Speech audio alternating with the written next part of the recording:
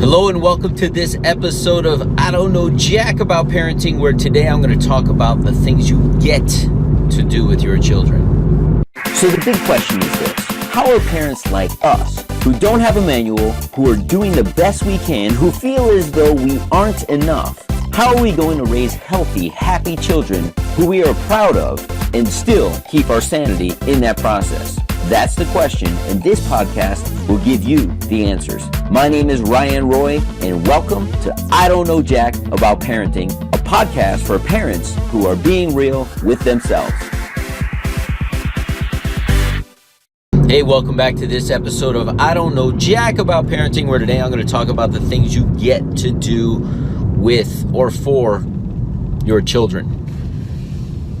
You know, it's an absolute blessing to be able to do things for our kids.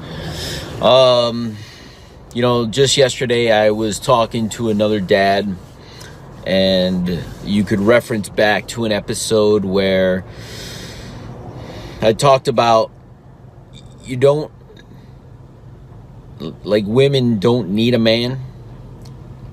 You're right, but the kids need a man. So this dad was telling me how it's not working out with his wife, and they have combined 7 kids. He has 4 from previous relationship. She had 2 from a previous relationship, and they had 1 together. And it's just not working out, and the baby's young.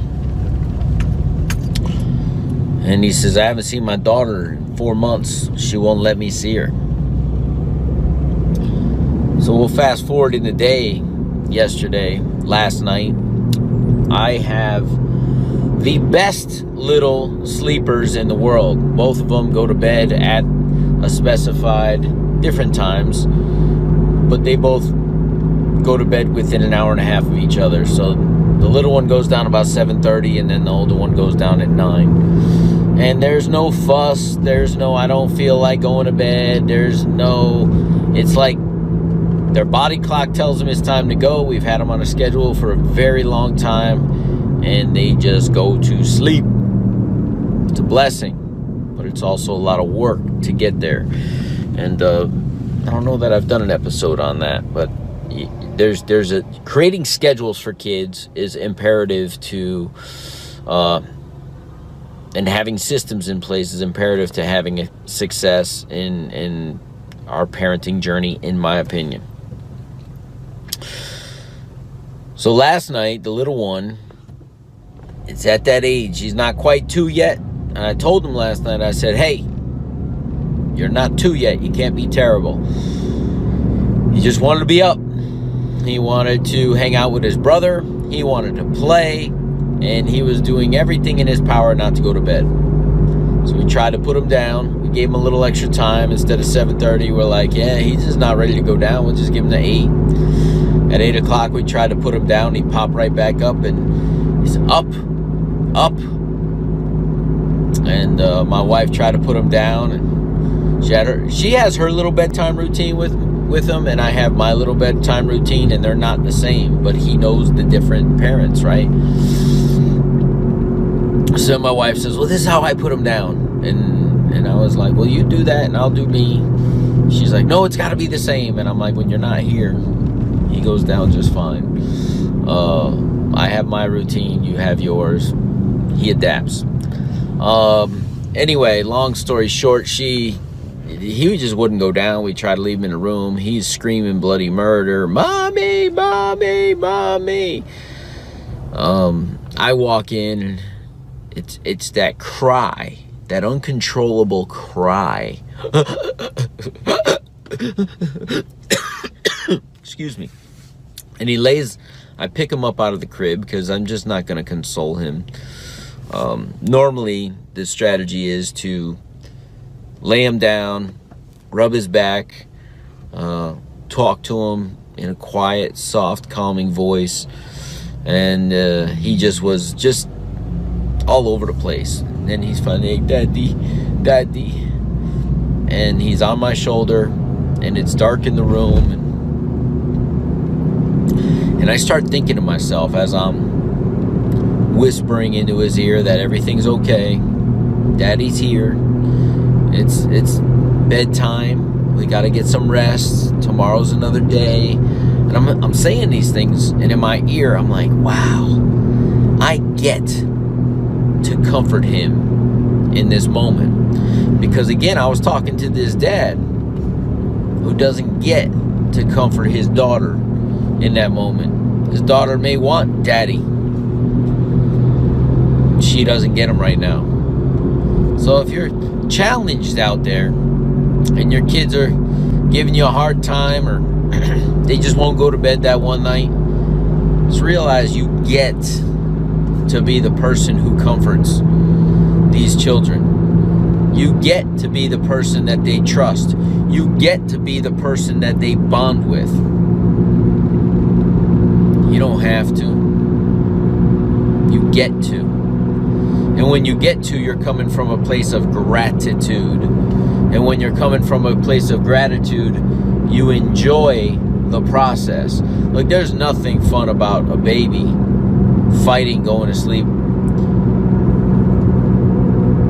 You know, and as I'm talking to him and I'm standing up and he's still getting a little choked up, he's still not 100% calm. He finally turns his head towards me. He said, "Daddy." And I said, "That's right, Daddy's here. Daddy loves you." And he just kind of snuggled into my shoulder. And as I'm talking to him, I'm just letting him know it's time to go to bed and that he'll be okay. And I was like, man, I'm tired myself. So I lay down. There's a bed in his room. It's his brother's old room. And I lay down in the bed in the room, and he just snuggles into my chest. And it reminded me of when he was just an infant, because right now he's about 30 pounds. He's no little tiny tyke anymore. And it reminds me that I don't get those moments very much longer. I mean, maybe my 7-year-old will still lay on me and stuff, but it's not that little snuggly cutie baby. And I get those moments still. And I know when they're gone, I'm going to miss them. So appreciate the things you get to do as a parent. Because this time, and every parent, you guys know this, every single one of you know that the time just goes by so fast. I look at my 7-year-old, and he looks like he's growing like a weed, and he's just getting tall and long, and I'm like, where did my little guy go? And he's still a little guy, right? But he's not that little tiny innocent child. Still an innocent child, but he's growing up, and he's growing up fast. And I get to watch that process. You know, part of these podcasts for me, you know, for those of you who listen regularly, this is me kind of documenting my journey of being a parent. And maybe one day my kids go back and listen to these. They probably won't. Maybe one day I go back and I listen to these. And it won't be anytime soon. But when I do, I will get to appreciate all that we went through. I'm not going to remember the story. I wouldn't, let me rephrase that. I wouldn't remember the story that I just told you, because how many nights do the kids struggle to go to sleep? I wouldn't remember this specific one unless I documented it. And I get to document it, which I think is also cool. With all of today's technology, with YouTube channels, with free storage space on a YouTube channel, free storage space on podcasts, we have an opportunity in today's day and age to document our journey in a way that we've never documented it before. And I get to do that. And I get to share some of these lessons with you, my audience. See, I don't know jack about parenting, but I do know that we're all in this journey together. It takes a village to raise children. And I'm fortunate enough that I get to share my journey with you, my audience.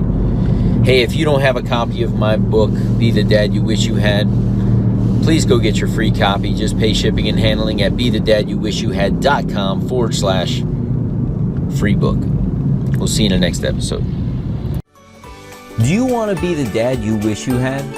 If so, go get my free book, Be the Dad You Wish You Had, at BeTheDadYouWishYouHad.com. Inside, you'll find my most effective 40 tips to quickly and easily transform yourself into the ideal dad. Go to BeTheDadYouWishYouHad.com now and get it while it's free.